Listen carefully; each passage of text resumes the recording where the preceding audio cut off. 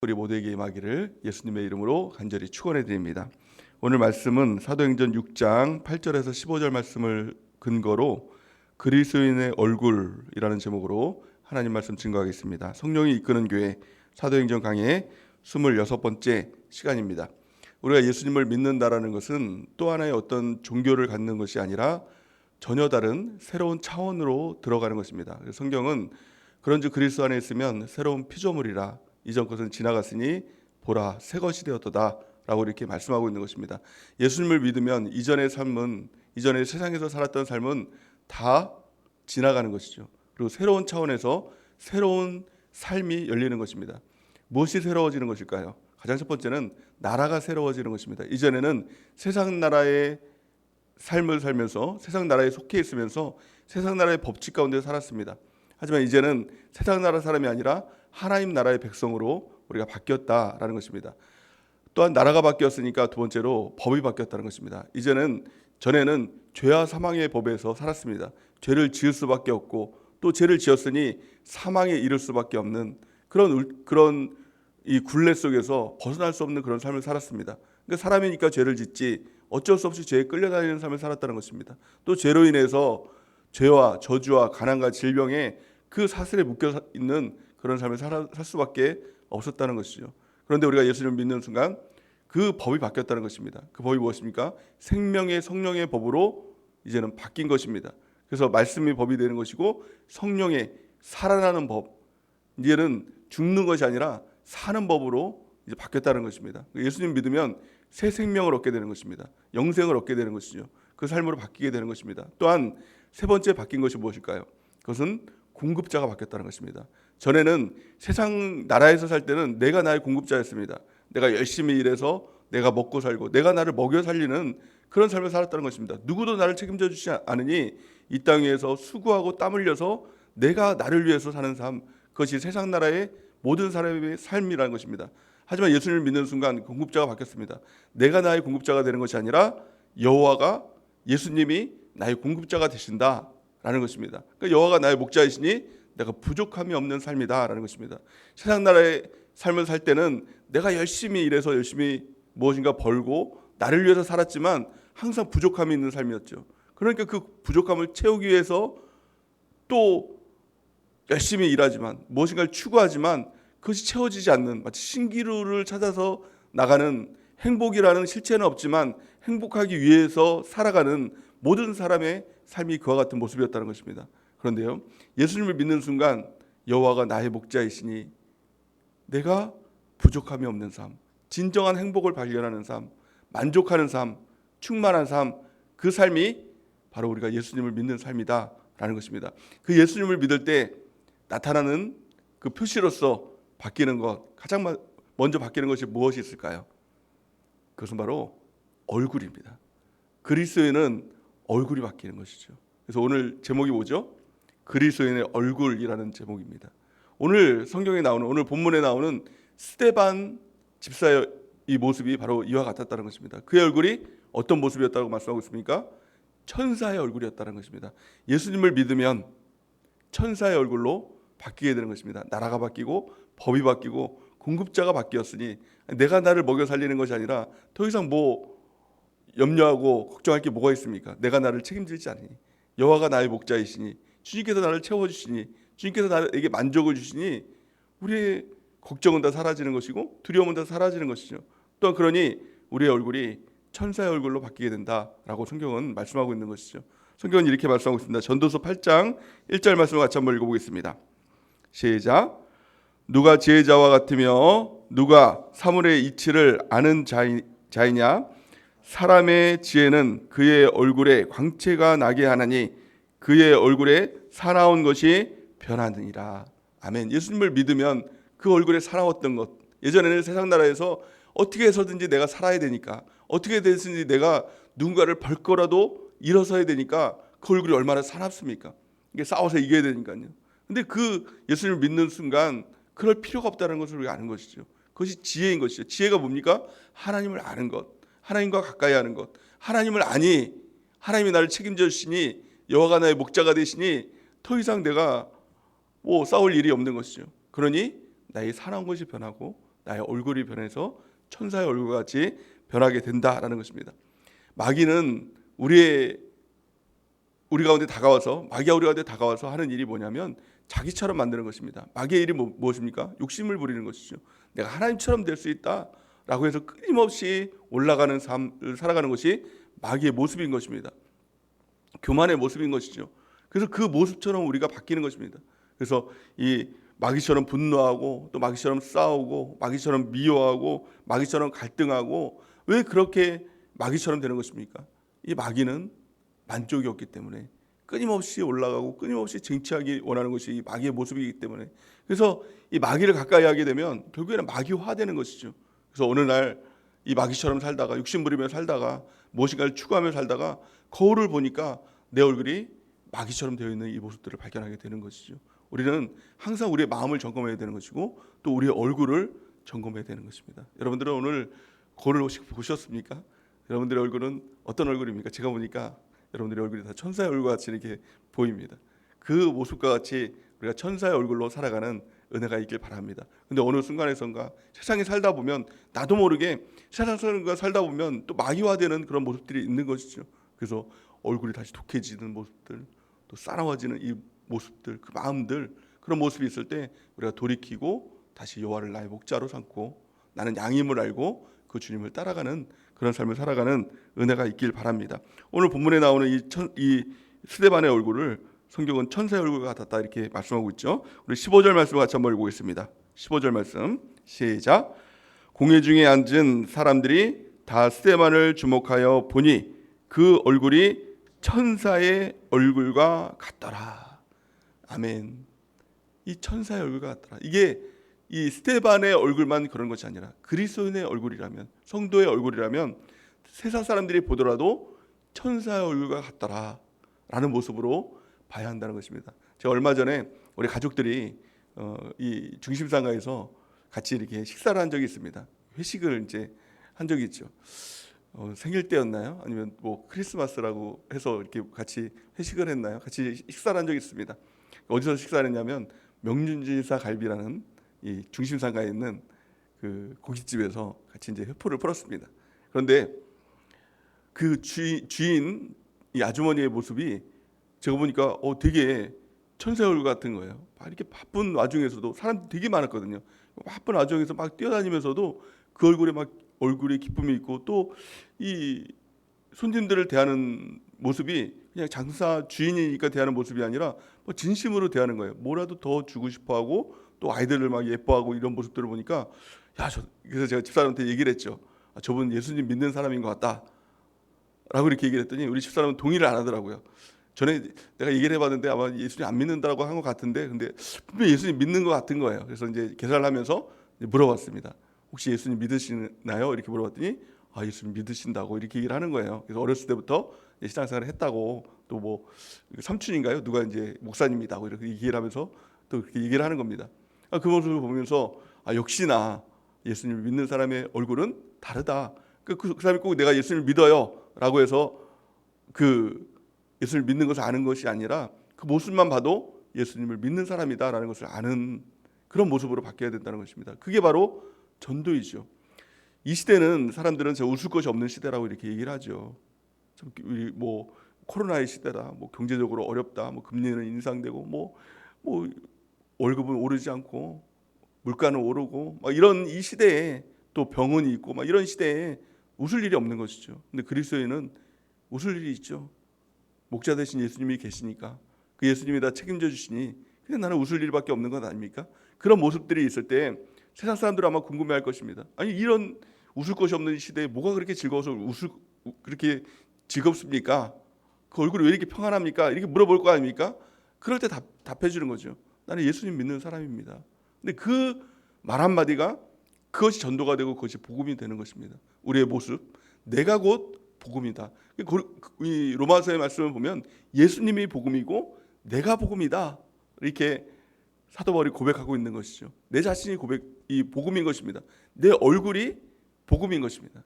우리의 모습이 이 천사의 얼굴로 바뀌는 또 천사의 얼굴로 살아가는 그 은혜가 있길 바랍니다. 그렇다고 해서 화장을 뭐 예쁘게 하라는 얘기가 아니겠죠.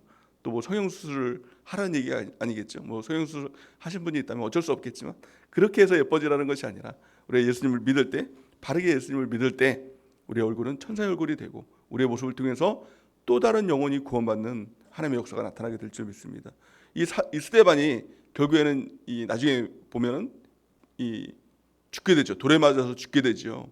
근데 그 모습을 보면서 변화되고 예수님을 믿은 또 하나의 사람이 등장을 하죠. 그 누굴까요? 그게 바로 사도 바울입니다. 사도 바울은 이 스데반이 죽는 일에 앞장섰던 사람이에요. 그리고 그의 옷을 맡은 자가 이제 사도 바울이다라는 것인데, 옷을 맡았다는 것은 그 모든 일에 내가 증인이다, 내가 책임진다라는 그런 의미를 가지고 있거든요. 근데 사도 바울이 그 모든 일에 증인이 되고 책임진다, 이 죽음에 있어서 이것은 정당하다고 내가 책임을 지겠다라고 했던 사람이 사도 바울인데, 그의 모습을 보니, 스데반의 모습을 보니, 아니 저렇게 죽어가면서도 얼굴이 천사와 얼굴 같은 모습을 보면서 의아하게 생각했던 것이죠.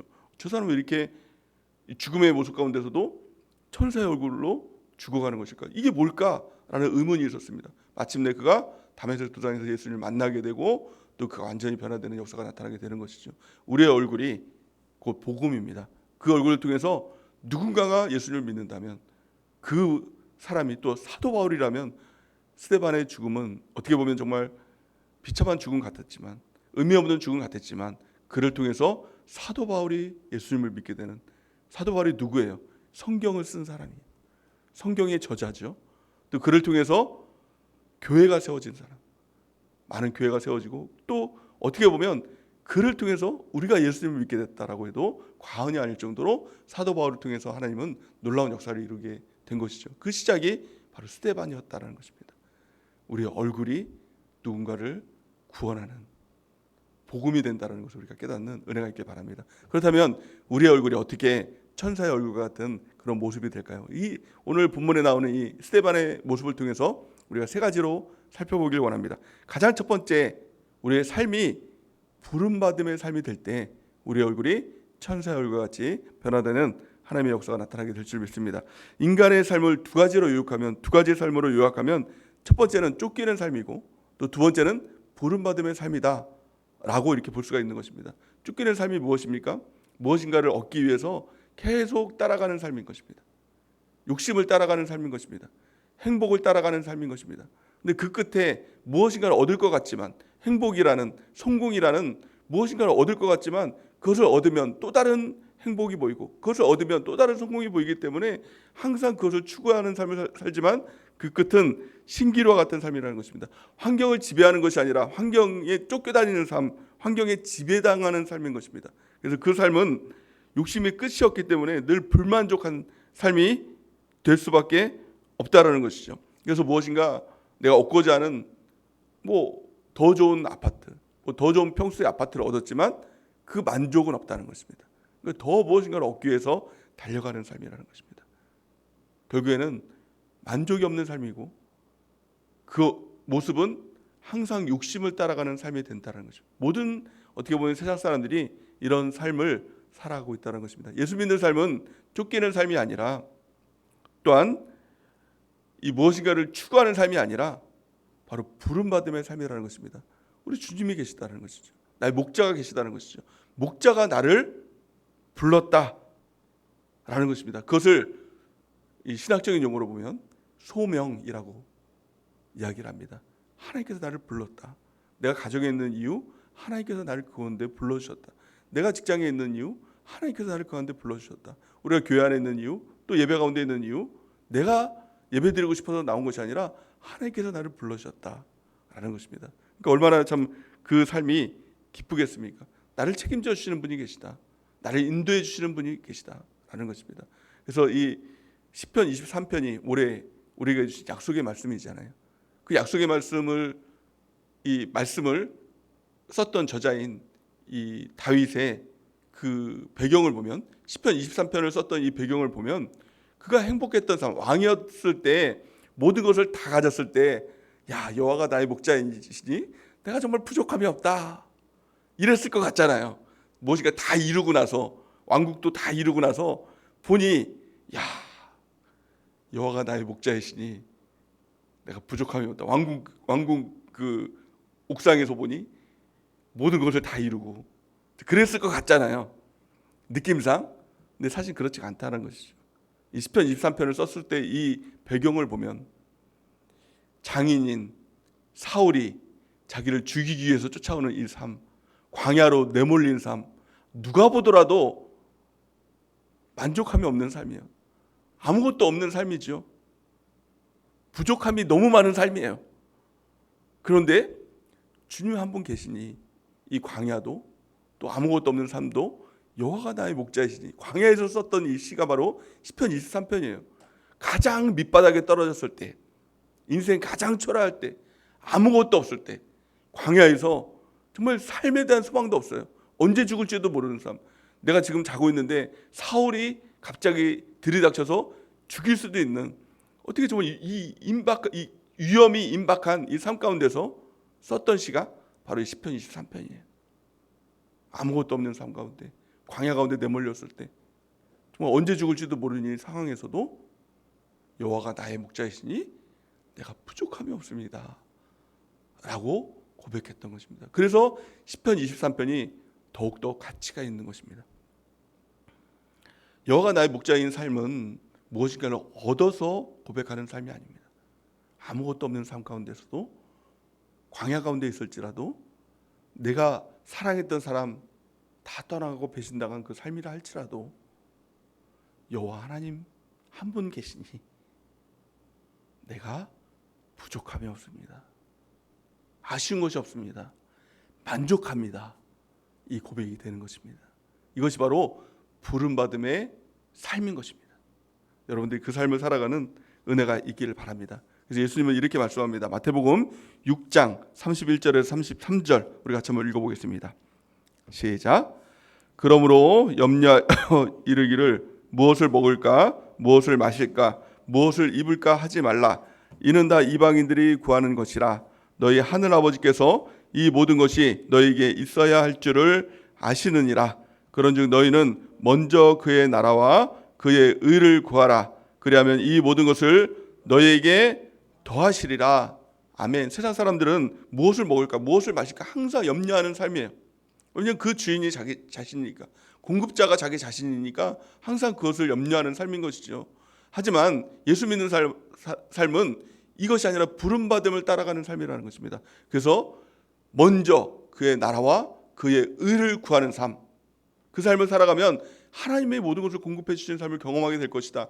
이 모든 것은 내가 증취하는 것이 아니라, 내가 얻는 것이 아니라 하나님이 더해 주시는 삶으로 인도해 주시는 것이다. 우리가 해야 될 것은 먼저 그의 나라와 또한 먼저 그의 의를 구하는 삶이 되어야 하는 것입니다. 오늘 본 말씀에 보는 이 스데반의 삶이 그것이었죠. 그는 복음 증거하는 삶이 최우선의 삶이었습니다.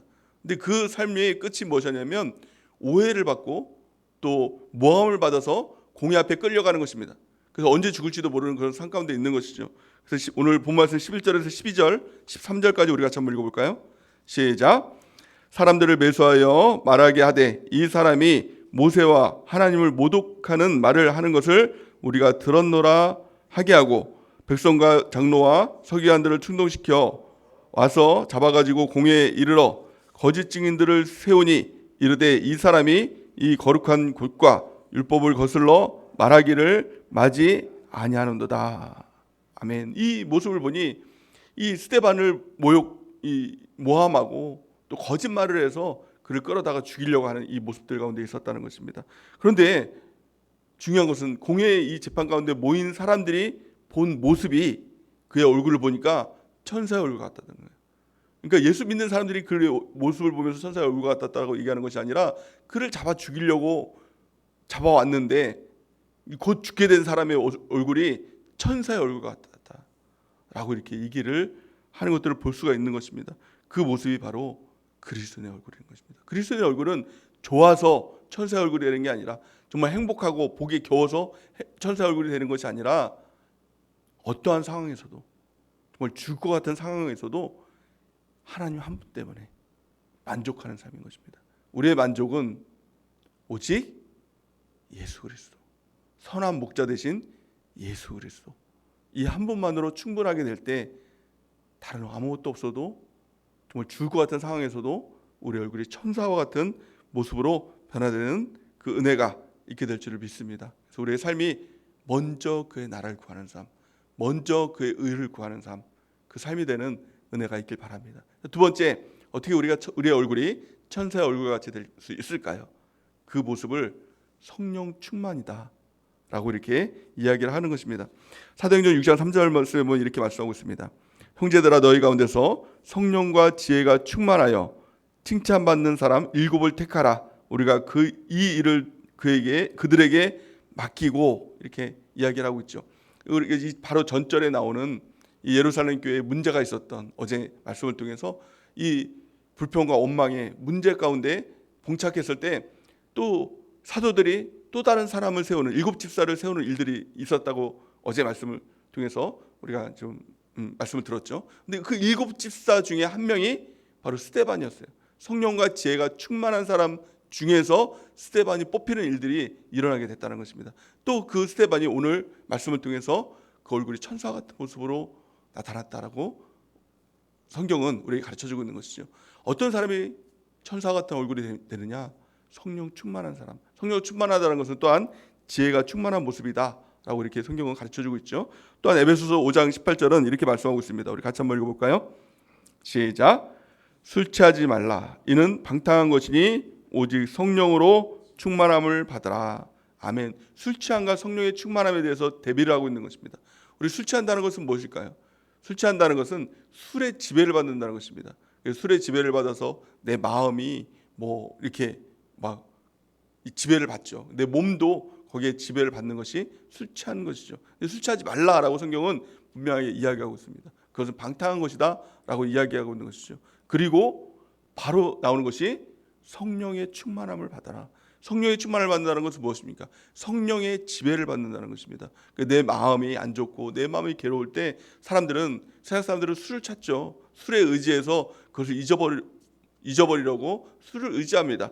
하지만 성령의 충만함을 받으면 성령의 충만함을 통해서 괴로움도 또 외로움도 또 내 마음의 어떤 고통도 그 성령의 충만함을 통해서 마음의 지배를 받게 된다는 것입니다. 우리의 몸도 성령의 충만함을 통해서 지배를 받게 된다는 것입니다. 우리의 몸이 성령의 충만함의 지배를 받는 것이 무엇입니까? 그것이 바로 순종이라는 것입니다. 순종도 내가 해야지 억지 순종은 사실 순종이라고 볼 수가 없는 것이죠. 순종은 기쁨으로 순종하는 것이 진정한 순종인 것입니다. 절대 순종하고 즉각 순종하는 것, 억지로라도 순종을 해야 되겠죠. 하지만 그 순종만으로는 끝까지 갈 수 없는 것입니다. 완전한 순종 어떻게 할 수 있습니까? 성령의 충만함을 통해서 우리가 그 완전한 순종까지 이룰 수 있는 것입니다. 또한 그 순종하는 것, 억지로라도 순종하는 자에게 성령의 충만함을 통해서 그 기쁨으로 순종할 수 있는 지경까지도 인도해 주신다라고 성경은 말씀하고 있는 것이죠. 성경이 이렇게 말씀하고 있습니다. 사도행전 5장 32절 우리 같이 한번 읽어보겠습니다. 시작. 우리는 이 일의 증인이요 하나님이 자기에게 순종하는 사람에게 주신 성령도 그러하니라 하더라. 성령의 충만함은 곧 순종과 연결이 되는 것입니다. 순종하는 자에게 성령의 충만함이 임하고 성령이 충만한 자가 완전한 순종, 절대 순종, 즉각 순종까지 이르게 될 수 있다는 것입니다. 우리가 그 삶을 살아갈 때 우리의 얼굴이 천사의 얼굴 같은 그런 얼굴로 우리가 변화되는 그리스도인의 얼굴로 변화되는 놀라운 축복이 있게 될 줄을 믿습니다. 마지막 세 번째, 우리가 어떻게 천사의 얼굴로 그리스도인의 얼굴로 살아갈 수 있을까요? 성경은 은혜의 충만함을 받으라는 겁니다. 은혜를 받아야 된다라고 말씀하고 있는 것이죠. 8절 말씀 우리 같이 한번 읽어볼까요? 8절 본문 8절 말씀 시작. 스데반이 은혜와 권능이 충만하여 큰 기사와 표적을 민간에 행하니. 아멘. 스데반의 특징은 은혜가 충만했다는 것입니다. 은혜가 충만하니 권능도 충만하고 그를 통해서 하나님의 기적도 나타나고 표적도 나타나게 됐다는 것입니다. 그 시작은 은혜입니다. 우리가 말씀을 통해서도 하나님의 은혜를 받아야 된다라는 것입니다. 그래서 사도 바울에게 있었던 충만함을 5가지로 보니까 가장 첫 번째 지혜가 충만했다. 두 번째 믿음이 충만했다. 또 세 번째 성령이 충만했고 네 번째 권능이 충만했고 다섯 번째 은혜가 충만했다. 이게 충만했다는 것은 흘러넘쳤다는 것이죠. 가장 핵심은요. 사실 이게 5가지로 얘기를 하지만 한 가지거든요. 바로 은혜예요. 하나님의 은혜를 받는 것입니다. 우리가 예배를 통해서도 하나님의 말씀을 통해서도 은혜를 받아야 됩니다. 찬양을 부를 때, 찬송을 부를 때도 하나님의 은혜를 받아야 된다는 것입니다. 은혜는 내 안에서 나오는 것이 아니라 바로 예수 그리스도의 흘러넘치는 그 은혜가 우리 가운데 부어지게 될 때 예수님의 마음을 갖게 되는 것이고, 예수님의 사랑을 갖게 되는 것이고, 예수님의 기쁨을 갖게 되는 것이고, 예수님의 평강을 갖게 되는 것, 이것이 바로 은혜인 것입니다. 그래서 은혜는 내 안에서 이 발동적으로 나오는 것이 아니라는 것입니다. 그래서 우리가 늘 은혜를 받기 위해서 은혜의 보좌 앞에 담대히 나갈 것이니라 라고 말씀하고 있는 것이죠. 우리 예배에 나온 이유, 은혜 받기 위해서. 은혜 받기 위해서 나온 것은 단지 어떤 은혜가 뜬금없이 있는 것을 그걸 받기 위한 것이 아니라 예수님 만나기 위해서 온 것이죠. 은혜는 오직 예수 그리스도로부터 오는 것이다 라고 성경은 말씀하고 있는 것이죠. 요한복음 1장 16절 우리가 한번 읽어보겠습니다. 시작. 우리가 다 그의 충만한 데서 받으리니 은혜 위에 은혜로라. 아멘. 우리의 충만함은 내 안에서 내가 무엇인가 기도를 열심히 하면 내 안에서 뭔가 차올라서 충만해지는 이 충만함이 아니라는 겁니다. 충만함은 무엇인가로부터 부어지게 되는 것입니다. 그 무엇인가가 무엇이죠? 예수 그리스도. 예수 그리스도의 충만함이 내 안에 부어질 때 흘러넘치는 그 충만함, 성령의 충만함, 지혜의 충만함, 믿음의 충만함, 은혜의 충만함, 그 충만함에 이르게 되는 것입니다. 그래서 그 충만함에 이르기 위해서 우리는 은혜의 보좌 앞에 담대히 나가는 것입니다. 다른 말로 하면 예수님께 우리가 담대히 나가는 것이죠. 그 예수님께 나가는 것이 무엇입니까? 예수님께서 은혜의 수단으로 3가지를 우리 가운데 주셨죠. 가장 첫 번째 성경입니다. 성경을 통해서 하나님께서 은혜를 부어주십니다. 성경을 읽고 또 말씀을 듣고 또한 성경을 지켜 행하기 시작할 때 그 은혜가 우리 가운데 부어지게 되는 것입니다.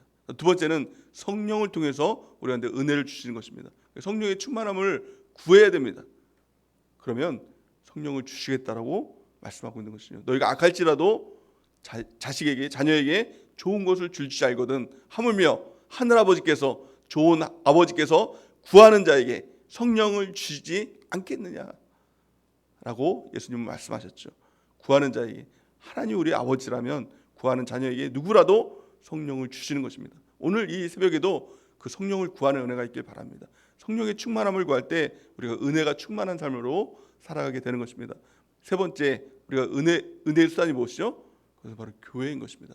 교회 공동체를 통해서 하나님께서 우리가 은혜를 부어주게 되는 것입니다. 교회 깊이 뿌리를 내리고 함께하는 삶을 살아가는 은혜가 있길 바랍니다. 교회는 그의 몸이니 만물 안에서 만물을 충만하게 하시는 이의 충만함이니라. 교회는 충만함이 있습니다. 예수 그리스도의 충만함을 얻는 곳, 이것이 바로 교회인 것입니다. 성경을 통해서, 성령을 통해서, 교회를 통해서 우리가 깊이 뿌리를 내리고 주님께 붙어 있어서 은혜의 충만함을 받는 귀한 축복이 있길 바랍니다. 그래서 우리가 은혜가 충만하고 또 성령이 충만하고 부르심의 삶을 따라서 살아갈 때, 먼저 그의 나라와 의를 구하며 살아갈 때 우리의 삶 가운데 놀라운 충만함이 있게 될 줄 믿습니다. 만족함이 있게 될 줄 믿습니다. 그를 통해서 나타나는 그 천사와 같은 얼굴, 그 얼굴로 세상 사람들을 만날 때 그것이 우리의 복음이 되고 나를 통해서 또 다른 영혼이 구원받는 놀라운 축복이 있게 될 줄을 믿습니다. 그래서 우리가 늘 점검하고 우리의 마음을 점검하고 우리의 얼굴을 점검해서 천사와 같은 얼굴로 복음 증가하며 이 땅을 살아가는 우리 모두가 되기를 예수님의 이름으로 간절히 축원해 드립니다. 이 시간 기도하는